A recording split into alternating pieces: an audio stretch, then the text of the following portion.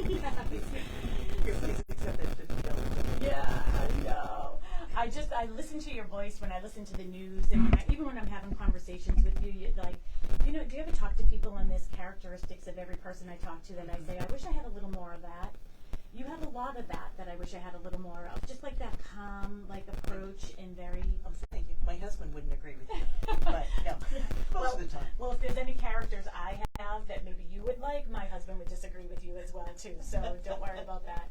But we do have Christine James here, everybody on WATD. Yeah, everyone here knows you. You are the queen of the news here. You've gotten numerous awards, and yes, I think he said that in a text to me this morning.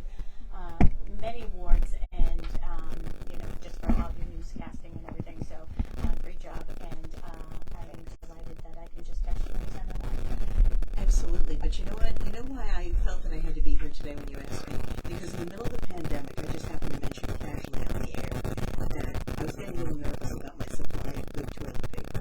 Not the stuff that we're selling made in Serbia, and we're wondering if there were chunks of wood in it. But if the real stuff, the triple quilted northern, and you were kind enough to text me and said, I have a big case of it in my basement. I'll leave it by the front door. And I'm thinking, your basement must be like Costco. It really was. That was nice. So I'm forever in your debt. Your obedient servant here. Thank you. Yeah, I was really sort of paranoid. That was the only thing I was paranoid about, really. It was just, I'm not a woodsy type person, so the thought of having to lose leaves was more than I could handle. Another road to a terrific start. Well, I was glad to sit in with you today because you've got something important that you want to bring as much information as possible to everybody who's listening about something that you are passionate about. Yes, absolutely. And that's why I called in the big gun, so to speak, today, because I do take this so seriously, and I am very passionate about it. I was asked to be on part of the Pembroke Public Safety Committee, Building Committee, and we have some guests with us today to help us, explain what's going on and how we're going to be voting and why we have to go to town hall and all those things. And we had another committee, and I believe it was in 2016, 17. I was on that committee as well. Mm-hmm. And when I was on that committee, I learned so much about just what our first responders do on a daily basis. Mm-hmm. And when I understood fully what they were working in and the conditions that they had, I was sort of horrified and embarrassed as a community member that I didn't know. And for some reason or another, that committee sort of faded off, and then a new one was formed, and our former chief, Ken McCormick, reached out to me and asked me, if I would apply to be on the committee, and I did, and I was brought on with a bunch of very, very smart people. I'm not sure why they want me here, but and very, very passionate about it, because now I'm learning even more and more and more about their conditions. I'm going to fast forward a little bit, or maybe go backwards. I was also just recently asked to be on the master plan committee, and this is when I sort of went into full drive. In 2002, Pembroke did a master plan, and then, 20 years ago, it said that the police and fire department were under capacity and hazardous. And I'm going to let our guests sort of talk more about all of that. So that's why I'm so passionate about it. That's great. And let me tell you who are starting our front line here. Yes. Let's start with Plymouth County Sheriff Joe McDonald. Thanks for joining us today. Thank you for having me. Really, Sharon and Christine both. I appreciate it. Oh, glad to have you here. 2 days in a row. This is great. We also have the Pembroke Fire Chief, Jason. Thanks for joining us. Great. Thank you for having me. And from the police department, the Deputy Chief, Wendy, Lapierre. Glad everybody could be here. I think what will really help people is that this is kind of inside baseball for us, because we talk about issues like this all the time, but as you know, it's getting to be a vote that's going to happen at town meeting to pass this proposed public safety building. Mm-hmm. So, and no matter how much you push this or talk about it, there will be a number of people that will probably say, this is the first time hearing about this, or I don't quite understand. That's just human nature. Mm-hmm. So just so we know what everybody's talking about, I think it's good to define, and if I make a mistake on this, tell me.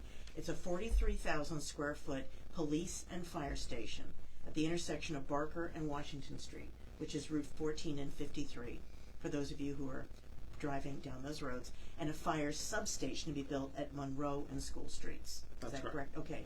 Right now the cost, $61 million, and that includes $1 million to relocate the Turner House to the corner of the current property. Is that correct? That's All right. absolutely correct. All right, so that's, and it needs 2/3 approval at town meeting, and that's on Tuesday night. Chief Viveiros, you and I spoke about this before, about why this was so needed. Now, I'm just speaking anecdotally because I'm not an expert. I've been in the stations. Those things were antiquated in the late 90s, and I can't believe that it's taken this long to still get to this issue. Mm-hmm. The station was built, we operate mainly out of the station on Center Street. All of our full-time staff is there, and that's where we respond to calls from on a daily basis. It was built at a time when the fire department was very different. We had less than half the staff, and we were responding to a quarter of the calls that we do today. It certainly wasn't built for the mission we have now, and outgrowing the station is just one of the problems with it. You know, there have been, as we've talked about at various public forums, we have structural problems with the building. We have water and mold issues, asbestos issues. We're just not able to adequately carry out our mission with the station we have right now. And don't they have too, with the different kinds of things that are burning in the fires with chemicals, you need special areas to be able to, I don't know if the word is decontaminate, or clean your equipment and the heavy clothing that you wear. Do you have space to do that? So occupational cancer is a big problem in the fire department. The rates of cancer are much higher than any other occupation. And it's because of the environment we're in, and we're coming out of fires with those carcinogens on our gear. And in the current station, our gear is in the apparatus bay, but the only place we have to wash it, we have to carry all that gear through our living quarters, into a spot in the basement, through the training room, into a spot in the basement. It's just not, it goes against everything we're being told to do to protect our firefighters against occupational cancer. So again, I'm not an attorney, but you're looking at possibly even future liability for something like this if people get sick? That's only one area. Okay. I think the station we're operating out of right now, there's several areas of potential liability, and that's certainly one of them. And the Deputy Police Chief Wendy Lapierre, the police station, always amazed me. But even back in the 90s, I did one of those citizens academies that how small, confined, cramped, and even then your ears were bursting at the seams. That's correct. So our police department was built in 1978, and we had less than 20 officers at the time. Today we have 32 full-time officers, 18 part-time, 6 veterans, 6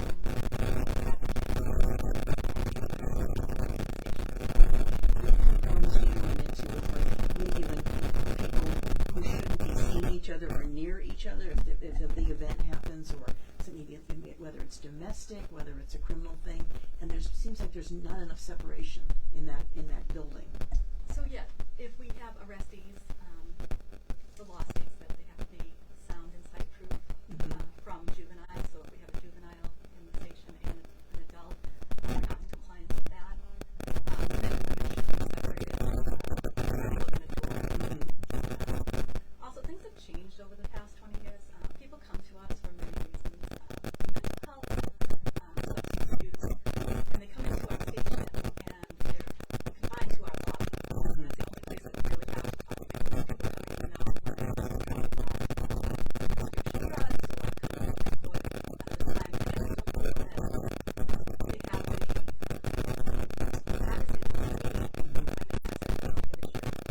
And it's interesting, I was thinking back when you said that the lobby, which was cramped to begin with, when we were doing that Citizens Academy, which was back in 1999, when we were coming out of there one night, a young mother was in the lobby, and I guess there had been some kind of an incident in the home, and she brought her 2 little kids, and I never forget it. Son was so cute, about 4 years old.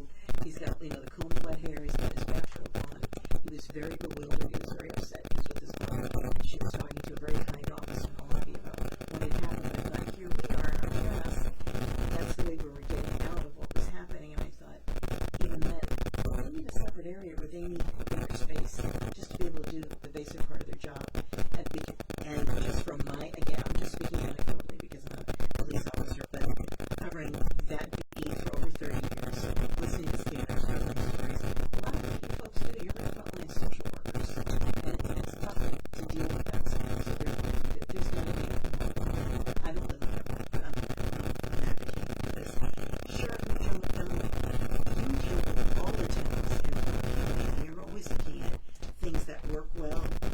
safety, how things work. What's your intake on or input on what's happening in Pembroke with these two buildings? Well, you know, I was, just a little bit about myself, as you correctly pointed out. I was 10 years an assistant DA, and I'm in my 19th year now as a sheriff. So I've been around a long time, and I've been in a lot of correctional facilities, a lot of police stations, a good number of fire stations. And I will say, having been to throughout the Commonwealth and not seeing it, but the town of Pembroke, and it's no reflection on the men and women that work there, because they do an outstanding job. I think, what was it, 78 when you said during the state? Yeah, I think Barney Miller was chief and Andy Griffith was the sheriff. And yeah, and it was a different world. It was a very, very different world. But let me say this, you know, I look at this with an eye toward safety and security, because as a sheriff, my primary mission is people. We've got deputy sheriffs that are out throughout the county, but I house inmates, and my job is to keep them safe from environmental threats as well as each other, and make sure that that area is secure so that they're not getting out when they shouldn't, and no one's getting in that shouldn't. So when I look, and let's look at the fire station first. Now, I've been in and out of the fire station on many occasions. I haven't spent a lot of time there, but I will say this, Chief, your guys do a great job of keeping those defects and problems out of sight when people are in or out of there. And that's a good thing on the one hand, but I think it's a bad thing, because people may walk in and say, geez, the station looks halfway decent. The problem is, you know, you look around and you see the infrastructure problems within the building itself. You know, it's not set to fall down, but I think people are set to get sick or worse. You know, you look at problems with the electrical wiring system and water that's getting in where it shouldn't be getting in, and you know, things can happen. People can get electrocuted, or standing water can give rise to bacterial or fungal infections that are in there, you know, Legionnaire's disease, those types of things. I mean, you don't think about these things. By the grace of God. But yes. Yeah, these are the things that I have to think about, because I am maintaining living quarters for a lot of people. So let me just suffice it to say this, that if I were housing inmates under the conditions that our firefighters in the town of Pembroke are working under, I'd lose my accreditation first, and secondly, I would be sued by the ACLU and probably a number of other governmental institutions as well, and I would lose that lawsuit, because those conditions would be categorized as inhumane. Now, let's face it, I mean, that's really the only way that I can characterize that, because let's remember, firefighters don't just work there, they spend most of their time, they actually live there, so this is something that I think needs attention. Turning to the police station, it's a nice look, I mean, it might be good on Martha's Vineyard or Nantucket, right? Where they don't have a correctional facility on Nantucket, and the correctional facility they have on the Vineyard, you drive past it and not even know that it's not a house. You know, and that's quaint, and that's the way that they want it there. But in a town like Pembroke, or any of our towns here in Plymouth County, we need to do a lot more with that facility that it is capable of doing. Salary boards. When people first come into our custody at the jail, and thank God, you know, we've got a safety program. If the town of Pembroke has an arrest, we're standing by to help with that. But when someone is transported to us, either by a local police department or by our guys, they drive into what's known as a sally port. It's basically a secure outbuilding garage that's connected to the facility. So all the doors close before any of the doors of the vehicle open. So no one's getting out, no one's getting in. That person's coming right in. There's no obstructions. And I know the sally ports, out of necessity that they have at Pembroke, I look at them and they're not safe. There's items that are stored there out of necessity. There's nothing else they can do. And it's only by the grace of God and the good work of our public safety professionals that nothing bad has happened yet. So I think if I were to try to sum it up in one statement, what I would say is, when the voters in the town of Pembroke are considering and contemplating the cost of doing this modification of the buildings, I think it is far outweighed by the cost of not doing it. So right now, you know, the old saying, you're skating on thin ice. I think we're skating on thin ice, and we need to update those facilities, not just for great working conditions for our workers, which they deserve, but for the safety of the public that's coming in, or those individuals taken into custody for whatever reason. So I cannot overstate the importance, not just to the town of Pembroke, but to everybody that passes through Pembroke. And I spend a lot of time there myself. So let's see if we can get this done. That's great. That's Sheriff Joe McDonald, who's just been speaking about the issue we're talking about today, this new proposed public safety building in Pembroke. We also have the Pembroke Fire Chief here, Jason Viveiros, as well as Wendy Lapierre, who's the Deputy Police Chief in Pembroke. If you're wondering what you're listening to, well, it's Talk Real Estate with Sharon McNamara. I'm not Sharon. Sharon's next to me, and this is another type of real estate we're talking about, something that's near and dear to her heart because her business is based in Pembroke, Boston, accurately. And you live in Pembroke. You are very passionate about this issue, Sharon. I really am. And, you know, it's interesting because I've lived in town for 30 years, and I've been on many boards. Actually, my whole, I'll say, career of volunteering actually started because I was the Secretary of Conservation 22 years ago. So I was able to, you know, get to meet people and things like that. And then when I went into real estate, I didn't do that anymore, but I really wanted to be part of the community. And to me, you know, my parents owned the corner store in Dorchester. Social media at that time was hanging out on the corner, right? I saw you had some beef jerky in your purse there. Exactly. Some Slim Jims. Exactly. So for me, being proud important to me, and you know, with my career as, you know, I own Boston Connect Real Estate, and you know, I've been a real estate agent for over 20 somewhat years, and I always have to, when I sell a house, I have to meet with the fire department because we have to get that final smoke cert. So over the years, you get to know everybody, and you know, you'd have these little conversations. So it just really got me involved.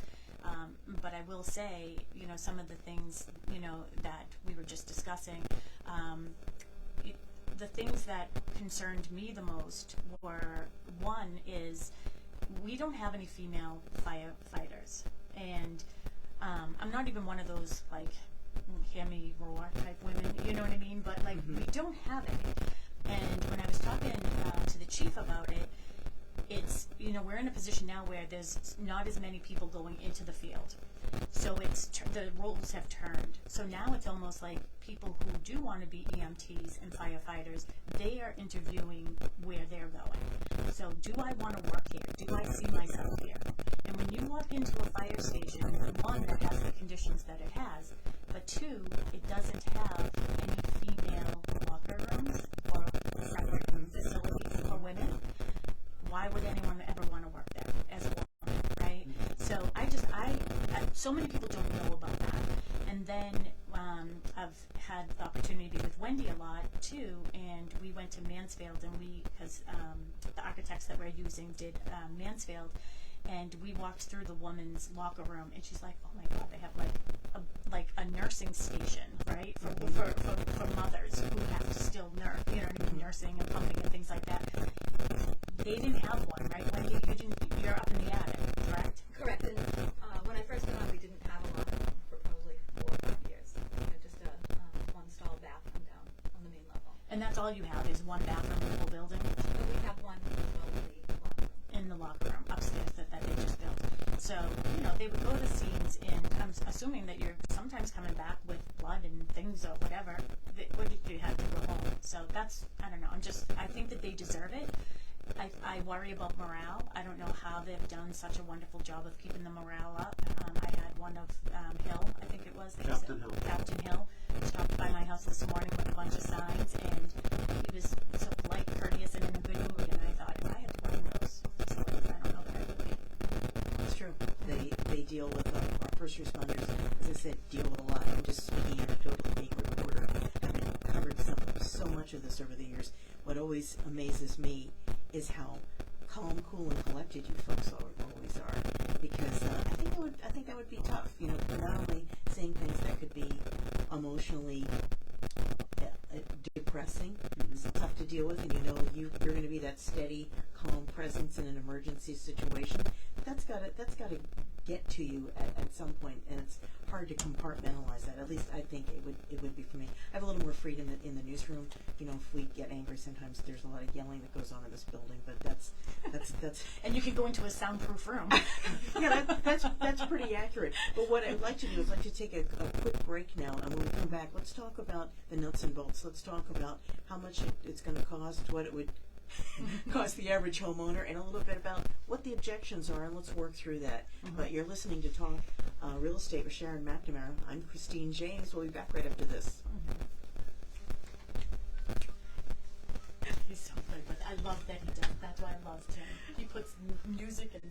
and everything. on He's it. Still on terrific. Facebook, just Yeah, everybody knows. yeah, still, so we're still live. Would you like to take callers? Whatever Yeah. you guys are. Yeah, let's do. And if there's any crazy ones, I'll cut them off. Don't worry. Yeah, I know you can do that. Yeah. I do. Like I said, I deal with it. They call the newsroom. The ones that Thank are you so afraid much to for call your the police station call us. Sharon, do you have I the should place- actual dollar figures? I will that that. we quoted? Sharon, you want me to do What else was the one? 50 with don't the bell have and then again at 58 like we Yeah, we can do that. So we'll do like one is 10 minutes of, so that gives you an idea. We do like a doorbell. Okay, so that sure. sort of you know how much more time you have, and then Sure. just wrap it up at the 2 Yeah. minute one. We might take some phone calls. Is that okay Yeah. with you? Oh yeah, of course. Okay. Yeah, bring them on. All right. Ready. Oh, it's on my phone. Okay. Yeah, I heard about the guy with the pod comment. The pods comment. Oh yeah, I talked to him. I calmed him down though. Okay, good. And do you know what the typical what would cost me the average homeowner? Because there was people in general. You know, everybody's got a certain amount of selfishness. What's in it for me? That's what I think you need to concentrate on. It's a little over $500 on the average. On the average home. Okay. We know that we have some debt coming off. The town manager can talk about it better, but there's roughly Okay. $183 in debt coming off. Okay, so it'd be balanced out a little bit then. Right. Okay. People want to know that. Is the thing with the historic home, is that still a real problem? Is that being resolved? Well, we Are have they- the plan is in place Yeah. to move it. Are people still been out of shape about it? People don't know about it. They All right. still talk. Then we should talk. talk. We should talk about that Do you mind if definitely. I just go grab some water? Oh, go ahead. Thank you. We'll mention that as soon as we go back on the air. Uh-huh.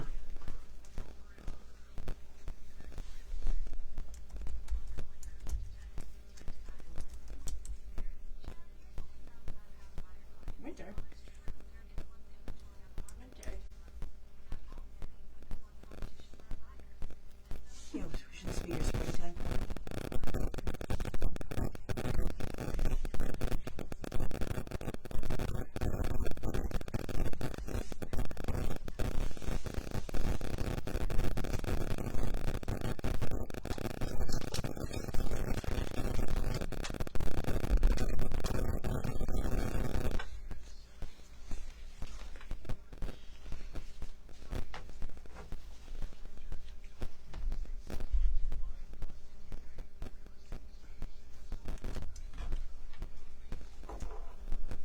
And we're back. Again, I'm not Sharon McNamara. I'm Christine James from the News Report. Sitting in with Sharon today at Talk Real Estate. As we said, a different kind of real estate. We are talking about a proposed 43,000 square foot police and fire station proposed for the town of Pembroke at the intersection of Barker and Washington, which is routes 14 and 53, with a fire substation to be built at Monroe and School Streets. We've been talking with our panel of experts here. We've got Plymouth County Sheriff Joe McDonald. Thanks. Welcome back.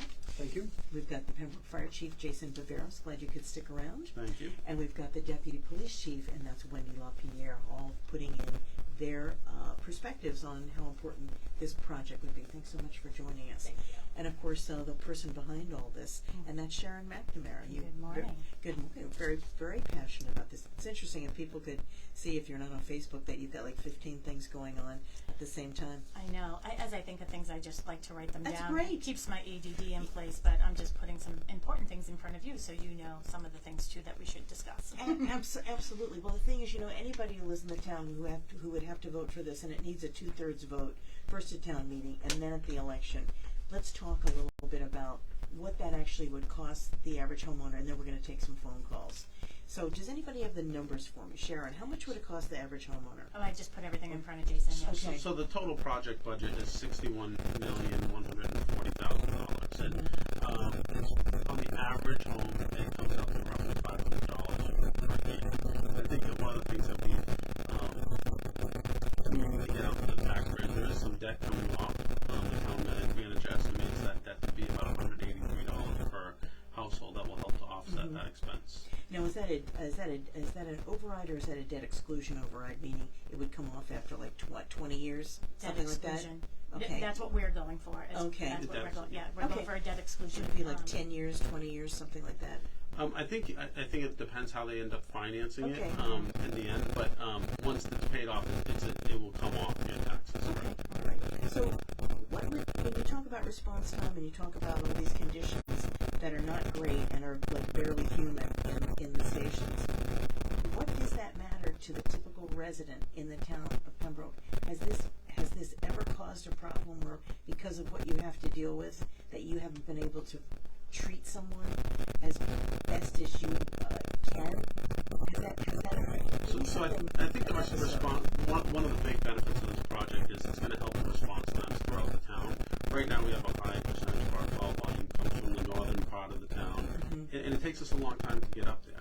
And the same thing, if we were just to build one station towards the northern part of the town, it would have a detrimental effect on the southern part. So with this project and having a substation on 27 and Pembroke Street, it'll help to bring the entire town now will be under 7 minutes, and the majority of the town will be under 5 minutes, and it'll put us within the nationally accepted standards.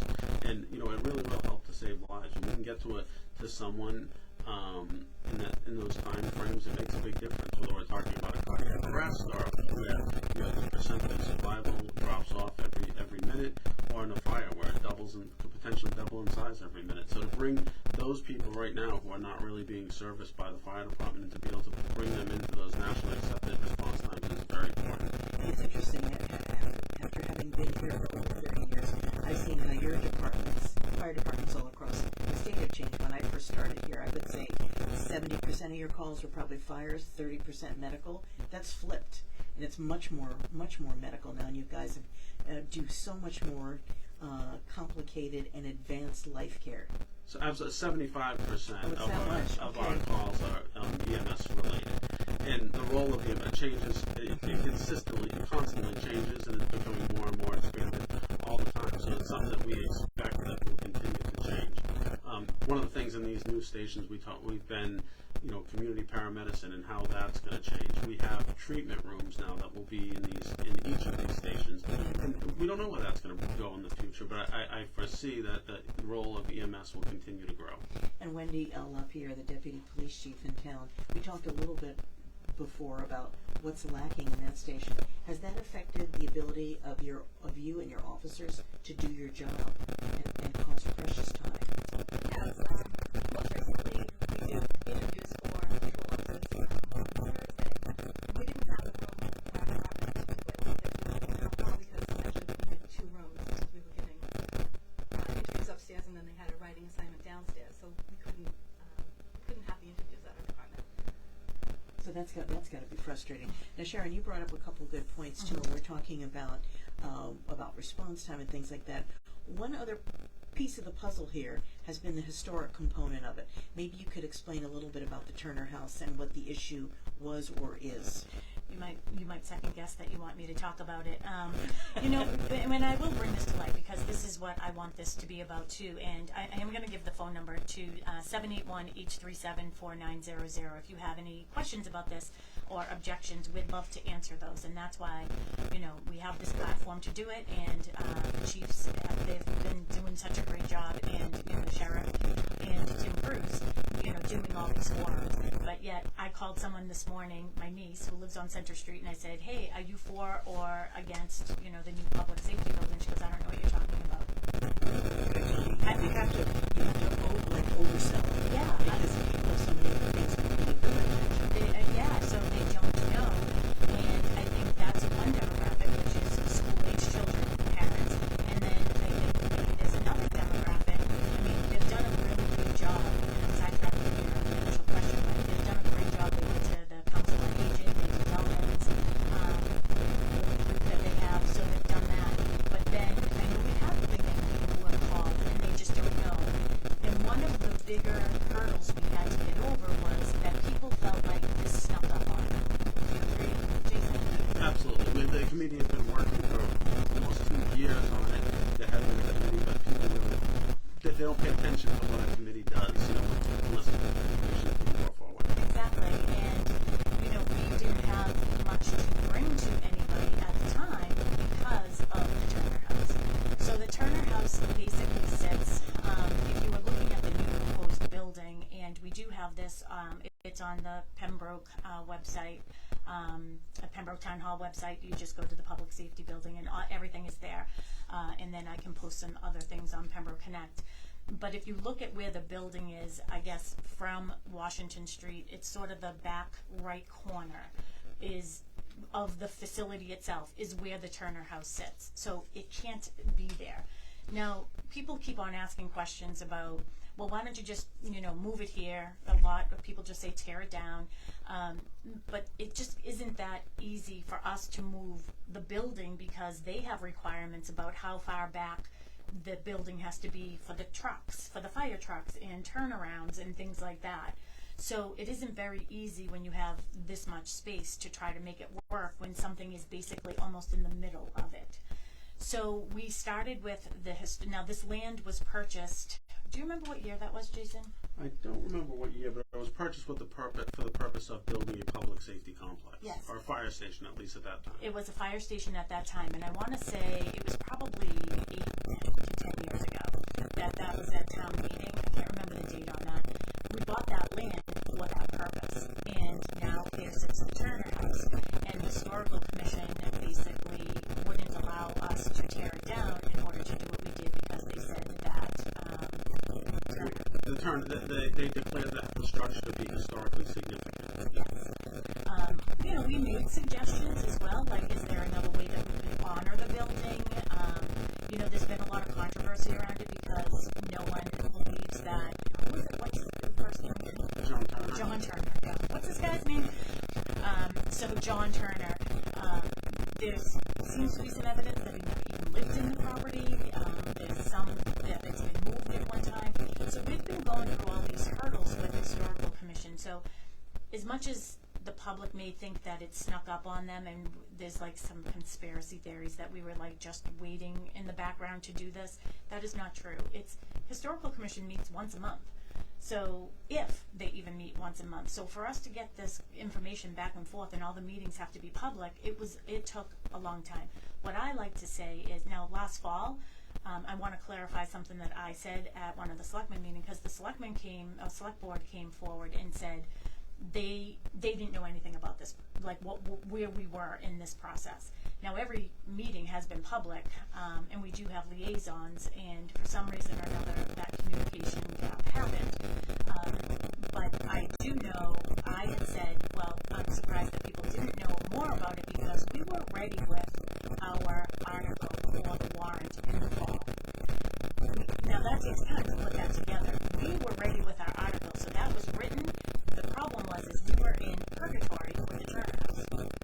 And we had nothing. We had basic, if any, conceptual designs. So if we had gone to town meeting last fall, people would have said, well, come back to us when you have something, So people are thinking that we tried to put the community center before this building, trying to sneak it in. That is not true. It's just that we weren't ready. The article was, because that's just ink on paper.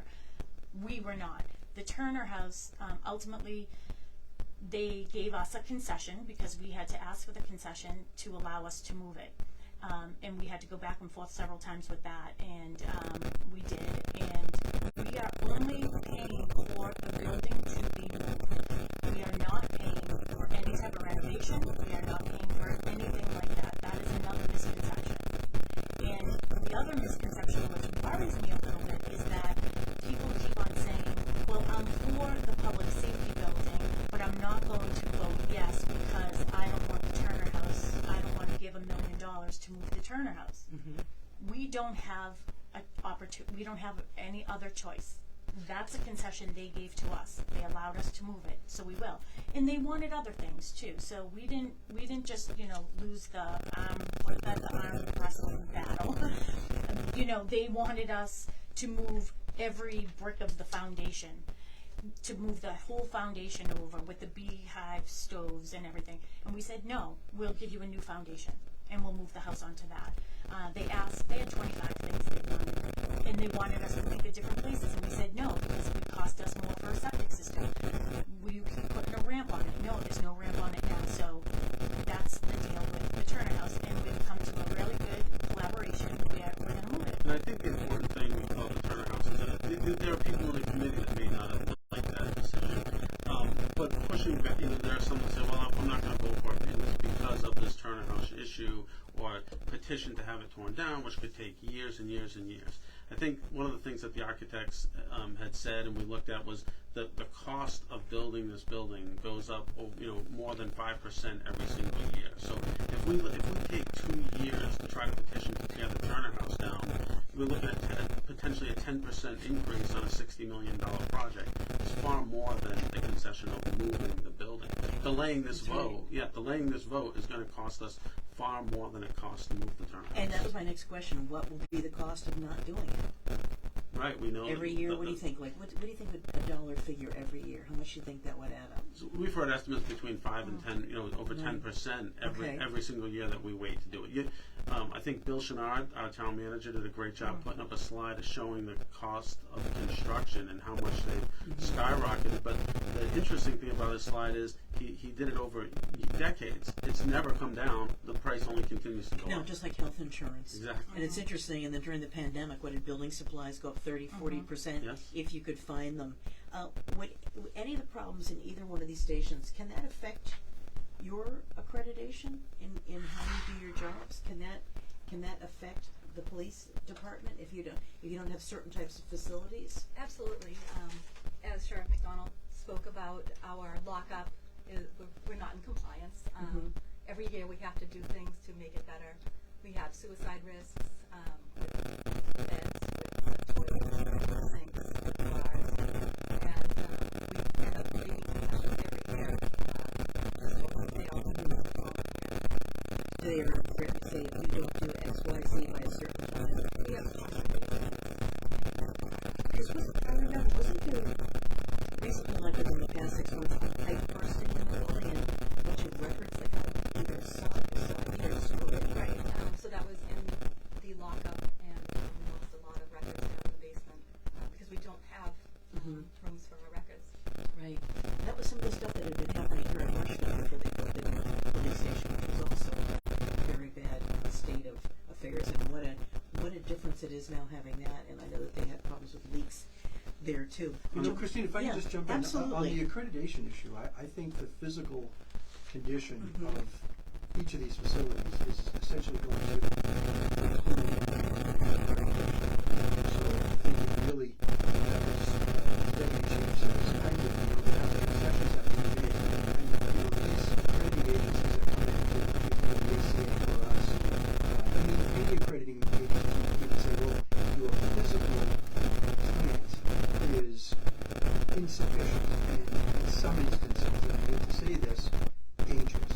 And I think that, Wendy points out very, very correctly, suicide is always something that's on our minds. We have a program where we work with our local police departments. We don't want them, these arrestees, sitting for any length of time in really many of our police departments, but in Pembroke, they've got these particular issues with the physical community. That should someone successfully commit suicide, that's a multi-million-dollar lawsuit right there. But not just in the potential award, but in the defense of that, money doesn't have to be spent in the town council. We, God forbid, these things happen, but they do, despite our best efforts, and even in our state-of-the-art facility down on Long Pond Road, we do have occasionally successful inmate suicides, and they are multi-million-dollar lawsuits. Make no mistake about that. So I think the best way to characterize this is to say that, we can't get accredited unless and until we improve these facilities. And these lawsuits are, knock on wood, I remark, they haven't happened yet, but they're coming. And something bad, I always used to predict disaster. Something bad can happen. The expense of not doing this building is far exceeds the expense of doing it. So I think you gotta do it at some point, do it now. The longer you wait, the more expensive it gets, just in the materials and work that has to be done. But if anything bad happens, any of these disastrous events take place, that's going to compound and, raise the cost of that project exponentially, not incrementally. Okay, and then Sharon, you bring up a very good point, and some of our listeners are always want to know too. Well, why not just renovate what you have and take care of it that way? What do you think about that, Chief Viveiros? So I think we're beyond that point for a couple of reasons. One is space. The building just is not big enough to house our apparatus. It's not big enough for our administrative purposes. It's not ADA compliant. There's so many issues. There was a study done. That was studied in 2017, I believe it was, and it just was not feasible to be able to do that. To be able to upgrade these buildings, we have to bring them up to the modern code. earthquake standards, and it's not feasible to renovate our structures right now. I know in some towns they were looking at, say in Norwell, they were looking at renovating the town hall, which is an elementary school, and the cost of renovation would be more than actually building a new facility. And they would have to be dealing with all these problems, and that was just the estimate. And of course, Wendy, you were just talking about the police department. You brought up a lot of things that were problematic. I saw you nodding your head as the fire chief here was speaking. Why it just doesn't pay to renovate. No, I have to agree. ADA compliance is a huge issue. So we want to put on board and have if we have an arrestee that's handicapped, we have no place to put them. It's just we would have to put in an elevator. Mm-hmm. We don't have the parking. We have one handicap parking space, which could be used at the town hall because we're adjacent to the town hall. Right. We have new vehicles that are a lot bigger than they were back in 1978, and we just oftentimes we end up parking at the town hall. Now, if this all goes through, if this project goes through with a new public safety building, what will happen to the old stations? So, according to our town manager, ultimately what happens to buildings is up to town meeting. So, I think at this point his recommendation would be to sell the station at 172 Center Street and our station on Washington Street. We have a small substation on Route 27, which is currently almost completely utilized by our food pantry, and that they have a really important function in town. And I think the intention would be to allow them to utilize that building to its full potential for that purpose. Now, what about if people want to get behind this, they want to support it, they want to vote for it, they've got to do it twice. They've got to do it at town meeting. That's on Tuesday night, correct? Yeah, that's. And you need it. Yeah, so that's on Tuesday night where we go to town meeting, and that is at 7 p.m. at the high school. So we need a 2/3 vote there, I believe, right? So we need a 2/3 vote there, and I guess I'm just hopeful that I feel that we will be fine there. It's really getting people to the polls, and so that will be Saturday the 13th, where you have to go and vote. And again, this isn't a Proposition 2.5 where it will stay forever. It is a debt exclusion, so it will come off.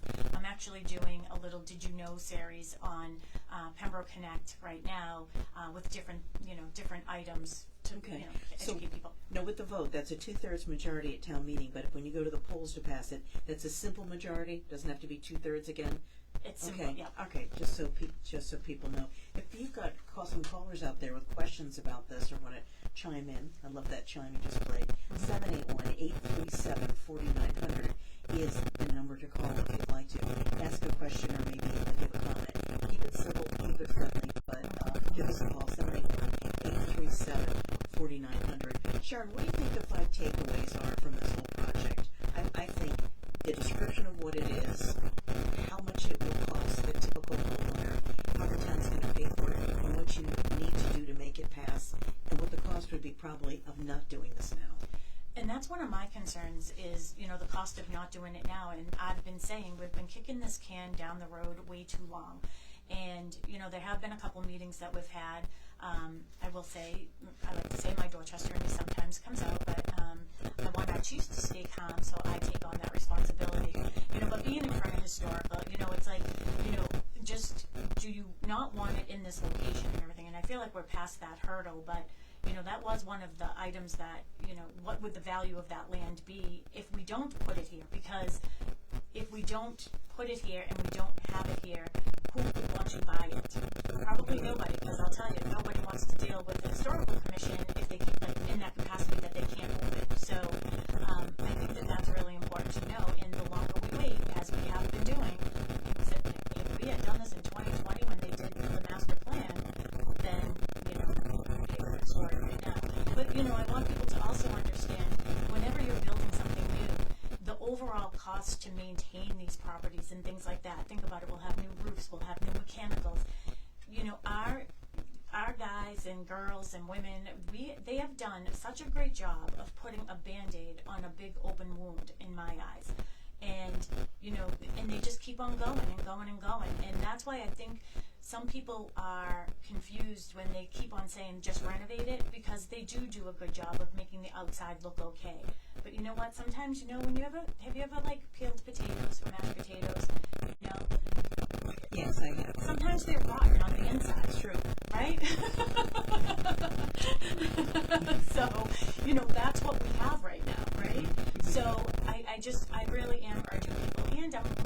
excited for people to come to town meeting, because if you're for this or you're against this, let us know what your objections are, because it's about having our community whole. I never bring in what I do for on any of my committees, what I do for my career. I am a full-time real estate agent. I own a firm, and I have to say these types of things are great for a town. Having the new community center is great for our town. We want people to want to be in Pembroke. I've been here for 30 years. I know a real estate agent. I could have moved at any time. I chose to be here because I believe in this community and this town, and the first responders are just wonderful people.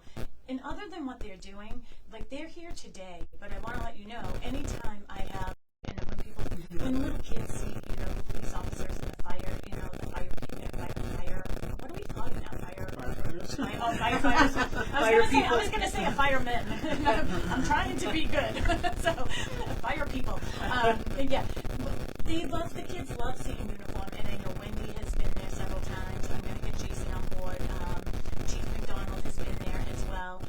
Actually, Sheriff McDonald, when I had my radio show when we were doing COVID, these people not only do their dangerous jobs, they're there for the community to bring us together.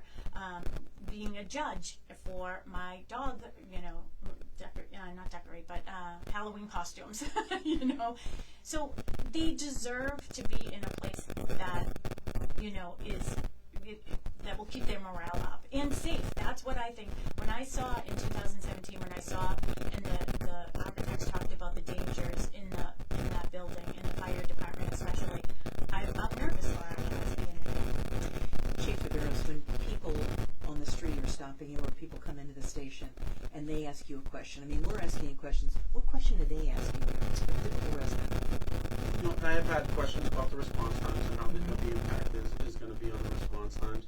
I actually had someone come in yesterday who wanted a tour of the station, and I'm not sure where he stood before that, but after he got to see the entire station and the things that we were talking about, he was 100%. There's nothing we can do to save this station, and we need to move forward and build something for our. Sort of like the old telling ain't selling, showing is. Exactly. Right, when people can get it and see it. Sure, we've invited anyone who wants to come by for a tour. Absolutely. Okay, Wendy Lapierre, when people were asking you at the police station, I've got a question about this proposed project. What are they asking you? The statement that I get the most is, I can't believe that you've been in these conditions for so long. I've worked for the department for 25 years. Required more, but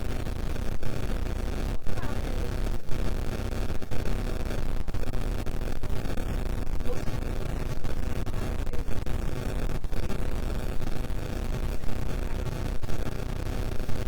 And Sheriff McDonald, you get to see the insides of all of these local police and fire stations in town, and you think this was an important issue. I know it's a very important issue. It's the positives from doing this project, aside from the cost, there are too many to list. Because the budget around response times, getting the building up to the standards that have identified, I think there are certain public health issues that might manifest themselves in the workers that are there. And it only takes one of these bad things to happen to so the cost of doing this, aside from all of the positive benefits that the property values will go up and things like that, for the town, the cost of not doing it is far in excess of actually. So I think people need to look at that. Take it up in the car, The right time you can fix it, and you can fix it, and you can fix it, and there comes a time when your mechanic walks out and just shakes his head and says no. It's time. And It's that's time where to make a change. We were there 10 years ago. Well, you know what? You've all had some great comments today, and not only is this going to, this is Sharon McNamara's show, but we are going to put this forum up on our website too, so people can listen to it news-wise. We're coming up to just a little bit at the end of our time. This has been a great time to sit together and talk about this new proposed public safety, police and fire building in Pembroke. And we've had Wendy Lapierre, the deputy police chief in Pembroke. We appreciate you joining us today.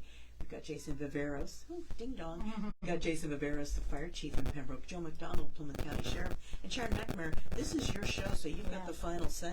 I just want to put my phone number out there because I know that there was a person that had some concerns, and Tracy Marino who's one of our select board members. She called me about it, and I said, please give him my cell phone number, and I did have a nice hour-long conversation with him. If you have any questions for me, I'm happy to take those questions. I'm going to give you my cell phone, 781-294-4848. You know that I know the sheriff and the police department, so no creepers. But the other thing, too, is we do have some signs. We did get some more signs. So if you do want a sign, Boston Connect Real Estate is located right in Pembroke Center. I asked them to leave a bunch of them on the porch. Feel free to go up there. If you know me and then you're my friend, you know where I live, you can go. I have some sitting by my garage as well. You can introduce their website or Facebook page people can go to and find out more details. They can go right to the Town of Pembroke website, and all the information is there under the Pembroke Public Safety Building Committee. So you'll find everything there, and go on to Pembroke Connect because we've been posting a lot of different things there. Please go to town meeting on Tuesday, 7 o'clock, and please go to vote, and I hope we earned your vote. Absolutely. Hey, thanks for listening. Thank you, Christine. I appreciate you so much. You're very welcome. This was fun. I liked it.